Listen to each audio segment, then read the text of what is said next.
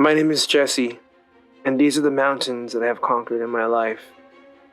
Alcoholism, drug addiction, divorce, death of my father to cancer at an early age. I struggle with thoughts that I will never amount to anything, and I too have struggled with depression. I too have been sexually abused as a child, and I too have had thoughts of, why me? But through it all, I have found hope, forgiveness. I became like the prodigal son, running away to a life that was not my own and hurting everyone that I loved, not knowing my purpose and wondering why I was created for. What was my purpose? Then I finally came to the end of myself, and I returned home. Off to the distance, I could see my Lord and Savior with open arms just waiting to embrace me, not to judge me or ask any questions of where I have been or what I have done, but only love. Before I could muster up my reasoning, he leans forward and he kisses me. As he so tenderly whispers in my ear, "Welcome home, son."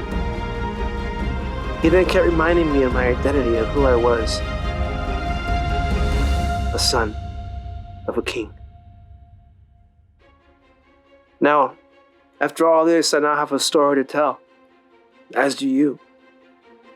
No matter what you've gone through and or will go through, as hard as it may be to believe, you are never alone. You do matter, and that you do have a purpose. And you know that this is not your identity, because greater is he in you than he who's in the world. That bottle doesn't define you. Those drugs don't define you. There is always hope and love on the other side of what you're going through, just know that. And God is always there to receive you just as you are. And it's time to wake up. It's time to rise from your slumber, O mighty warrior. Receive the freedom that Jesus offers. How could God save a wretch like me? 3 years and counting, sober. A prodigal son returns.